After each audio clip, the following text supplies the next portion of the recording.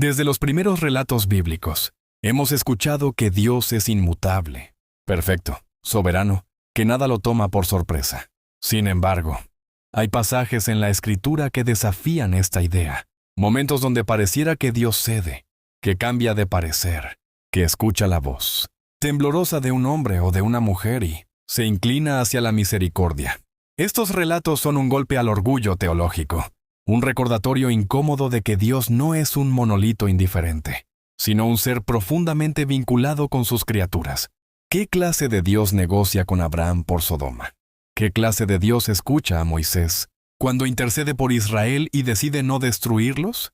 ¿Qué clase de Dios envía a Jonás a Nínive solo para perdonarla cuando se arrepiente, provocando la furia del mismo profeta? Este guión explora el rostro humano de Dios, un rostro que incomoda tanto a religiosos rígidos como a los indiferentes. Cuando Abraham escucha que Dios va a destruir Sodoma y Gomorra, no se arrodilla en sumisa aceptación. No, Abraham se planta, se atreve a interceder, a hegachear, a preguntar si acaso el juez de toda la tierra no hará justicia. Si hubiera 50 justos, destruirías la ciudad. Y Dios responde que no. Abraham insiste. Baja a 45, a 40, a 30, a 20, a 10. Y Dios lo escucha. Hay algo profundamente humano en este intercambio. Algo que desarma nuestras imágenes rígidas de la divinidad. Abraham no es un simple siervo. Es un amigo de Dios. Alguien que carga con la responsabilidad de hablar, de interceder, de recordar a Dios su propio carácter misericordioso. Avanzamos en la historia y encontramos a Moisés, recién bajado del Sinaí, viendo al pueblo adorando el becerro de oro. Dios declara que los va a destruir, que los va a borrar del mapa, y Moisés se interpone. Si vas a destruirlos, bórrame también de tu libro. Hay un eco escandaloso aquí. Moisés no protege solo a su reputación. Él se juega entero por su pueblo, incluso por ese pueblo que lo traicionó. Y Dios escucha. Dios decide perdonar. El Dios que escucha al hombre es un Dios que incomoda, porque nos hace responsables, nos hace partícipes, nos convierte en actores, y no solo en marionetas del gran drama divino. Luego llega Jonás, el profeta rebelde, que no quiere predicar en Nínive porque sospecha, con amarga razón, que Dios es misericordioso. Jonás anuncia el desastre, Nínive se arrepiente, y Dios se vuelve atrás. El profeta se enoja, porque para él la justicia debía cumplirse al pie de la letra. Pero Dios le responde con una pregunta demoledora. ¿No voy a tener compasión de esta gran ciudad? Donde hay miles de personas que no saben distinguir su derecha de su izquierda, y muchos animales. El humanismo bíblico alcanza aquí un clímax extraordinario. No se trata solo de humanos, sino de ciudades, de niños, de animales. La mirada de Dios es más amplia que la del profeta, más misericordiosa que nuestra moral de castigo. Estos relatos nos confrontan con una pregunta crucial. ¿Es posible que Dios quiera que lo interpelemos? ¿Es posible que haya espacio para el diálogo, para la súplica, para el cambio? La Biblia no nos ofrece un Dios frío, inmutable, distante. Nos ofrece un Dios herido por el amor. Un Dios que se deja afectar. Un Dios que, al crearnos a su imagen, también dejó una puerta abierta para que lo toquemos. Lo cuestionemos, lo movamos a compasión. Este no es un Dios cómodo. Es un Dios profundamente comprometido con el drama humano. Sin embargo, esta imagen de Dios no es fácil de aceptar. Para algunos creyentes, Dios debe ser el todo soberano, inquebrantable, inmune a nuestras súplicas. Para otros, esta imagen humanizada degrada la divinidad. Pero quizá justamente allí, en ese aparente escándalo, está el secreto de la relación entre Dios y la humanidad.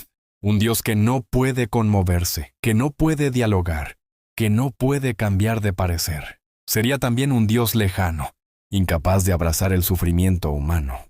La Biblia insiste en presentarnos a un Dios que se baja del trono, que se involucra, que escucha y que a veces, simplemente a veces, decide caminar al ritmo del hombre. Podemos ir incluso más lejos.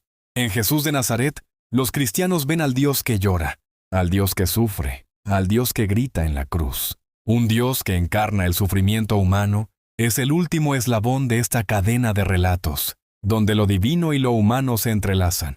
Jesús llora ante la tumba de Lázaro, aunque sabe que lo va a resucitar. Jesús grita en Getsemaní, pidiendo que pase de él la copa, aunque acepta finalmente beberla.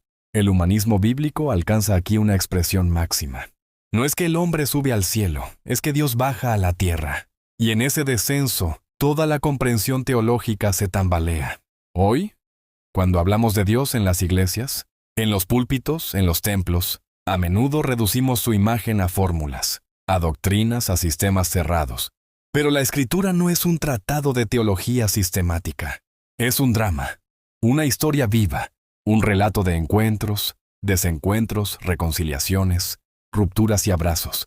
Es la historia de un Dios que no teme mancharse las manos, que no se esconde tras decretos eternos, que escucha el clamor del hombre, que cede, que dialoga, que a veces cambia. Esto no debilita a Dios, al contrario, lo hace más grande, porque un amor que no escucha no es amor. Una soberanía que no conoce compasión no es soberanía. Una justicia que no sabe detenerse ante el arrepentimiento no es justicia. El reto para el creyente contemporáneo no es domesticar a Dios ni reducirlo a un ídolo doctrinal. Es atreverse a entrar en el drama, a reconocer que la fe no es un monólogo sino un diálogo, que la oración no es un ritual vacío, sino una conversación que puede transformar el curso de la historia. Es arriesgarse a interceder, a suplicar, a regatear como Abraham, a ponerse en medio como Moisés, a incomodarse como Jonás. Porque si la Biblia nos enseña algo, es que Dios escucha. Y en ese escuchar, el universo entero se conmueve. Quizá al final, el verdadero escándalo no es que Dios cambie. El verdadero escándalo es que Dios ama. Y el amor, por definición, siempre deja espacio para el otro. Siempre deja espacio para ser conmovido. Desde los albores de la fe, el hombre ha intentado comprender a Dios. Lo ha descrito como el Todopoderoso, el Eterno, el Inmutable, el que es y será siempre el mismo. Pero cuando uno abre las páginas de la Biblia, surge un retrato inquietante, casi desconcertante, de un Dios que no encaja del todo en esa definición.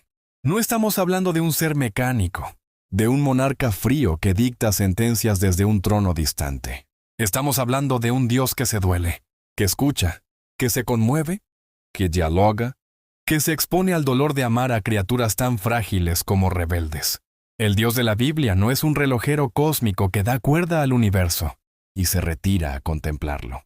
Es un padre, un esposo, un amigo, un juez apasionado que no puede evitar sentirse herido por lo que hacen sus hijos. Y este Dios, para escándalo de teólogos y consuelo de los simples, a veces parece cambiar de opinión.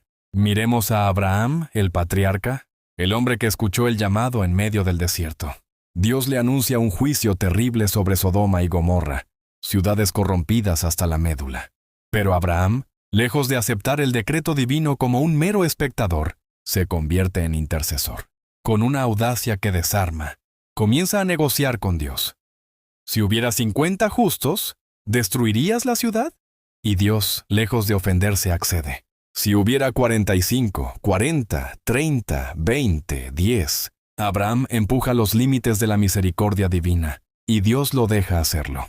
Este no es el Dios de la filosofía fría, este es el Dios que escucha el balbuceo humano, que se deja tocar, que permite que su criatura le hable al oído. Aquí no hay un tirano, hay un amigo que escucha incluso cuando tiene todo el poder para no hacerlo. Avancemos siglos. Subamos al monte Sinaí con Moisés. El pueblo ha caído en idolatría, adorando un becerro de oro mientras Moisés habla con Dios. La ira divina se enciende. Dios le dice a Moisés que destruirá a Israel y comenzará de nuevo con él. Pero Moisés no acepta ese trato. Con un amor feroz, le dice a Dios que si destruye al pueblo, también lo borre a él de su libro. Moisés no busca sobrevivir, busca salvar a su pueblo. Y una vez más, Dios escucha. La Escritura dice que Dios desistió del mal que había pensado hacer. Es un momento estremecedor. El líder humano se convierte en abogado del pueblo, y el Dios Todopoderoso se convierte en oyente. ¿Cómo encajamos este relato en nuestras categorías de omnipotencia? No se puede. Y eso está bien, porque la fe nunca fue un ejercicio de cálculo. Saltamos a los profetas. Jonás, enviado a Nínive, tiene una misión clara: anunciar el juicio. Lo hace de mala gana, casi deseando que Nínive arda, pero ocurre lo impensable. La ciudad se arrepiente, ayuna, se viste de cilicio y Dios decide perdonar. Jonás se enfurece. Sabía que Dios era clemente, lento para la ira y grande en misericordia. Aquí no tenemos a un profeta que celebra la conversión. Tenemos a un profeta que detesta la misericordia divina. Y Dios le responde con ternura, recordándole que en Nínive hay miles de personas, niños, incluso animales, cuya vida tiene valor. El humanismo bíblico alcanza su cenit. Dios no es solo el guardián de la moral, es el amante de la vida, el defensor de la existencia, incluso de la existencia que falla, que tropieza, que cae. Pero quizá el relato más profundo, el que fusiona a Dios y humanidad de manera irreversible, es el de Jesús. En él, el cristianismo ve al Dios encarnado, al Dios que asume carne y hueso, que siente hambre, sed, angustia, dolor. Jesús no es un héroe indiferente. Llora ante la tumba de Lázaro. Suda sangre en Getsemaní. Grita en la cruz. Aquí no solo tenemos un Dios que escucha, tenemos un Dios que sufre, que camina al lado de los hombres hasta las últimas consecuencias. No es un mensajero que señala el camino, es un compañero que lo recorre. Y en ese trayecto, el rostro divino se vuelve humano y el rostro humano se vuelve divino. ¿Por qué hablamos de un Dios que cambia de opinión? Porque es la manera más humana de decir que Dios escucha. Cuando decimos que Dios cambió de parecer, estamos diciendo que Dios atendió el clamor del hombre, que lo tomó en serio, que lo incorporó en su decisión. Este es un acto de amor. Un amor que no escucha no es amor. Un poder que no se conmueve no es poder. La omnipotencia de Dios no se expresa en su lejanía, sino en su cercanía. El milagro no es que Dios pueda hacer todo lo que quiera. El milagro es que Dios quiera escucharnos cuando no tendría por qué hacerlo. En un tiempo donde la religión se debate entre el rigorismo y la indiferencia, estas historias incomodan. Los rigoristas quieren un Dios que premie a los buenos y castigue a los malos sin fisuras. Los indiferentes quieren un Dios ausente para poder vivir sin preguntas. Pero el Dios bíblico no es ni lo uno ni lo otro. Es un Dios que sorprende, que desarma, que se deja encontrar en los pliegues de la historia, en los intersticios del fracaso humano. Es un Dios que hace espacio para el hombre, para su súplica, para su llanto. Y en ese espacio ocurre el milagro de la relación. No faltarán quienes digan que esta imagen de Dios es peligrosa, que convierte a Dios en un ser débil, vulnerable. Pero en realidad es lo contrario. La verdadera fortaleza no está en la indiferencia, sino en la capacidad de amar. Y el amor, por definición, siempre escucha. Siempre está dispuesto a ceder, a reconsiderar, a abrirse a la voz del otro. Un Dios que no escucha sería un tirano. El Dios que escucha es un padre. Y todo padre que ama sabe que no puede imponer siempre su voluntad, que debe dejarse tocar por la necesidad del hijo, que debe aprender a ser flexible para poder ser fiel al amor. Estos relatos nos invitan a reconsiderar nuestra propia relación con Dios. Lo vemos como un juez implacable o como un amigo que escucha. Nos atrevemos a hablarle como Abraham, como Moisés, como los ninivitas, como Jesús mismo. O nos conformamos con una fe estéril, donde la oración es solo un monólogo, donde la relación es solo formalismo. La Biblia nos empuja a una fe viva, a un diálogo real, a un compromiso que transforma no solo el corazón humano, sino incluso el corazón de Dios. El verdadero escándalo no es que Dios cambie de parecer. El verdadero escándalo es que Dios nos ame tanto como para escucharnos. Un amor así desarma, incomoda, exige. No nos deja ser espectadores. Nos convierte en interlocutores, en compañeros, en colaboradores del misterio divino. Y ese es el llamado de la fe. No solo creer en Dios, sino entrar en diálogo con Él, arriesgarse a interceder, a clamar, a luchar incluso, como Jacob luchando con el ángel en Peniel. Porque allí, en esa lucha amorosa, se revela el verdadero rostro de Dios.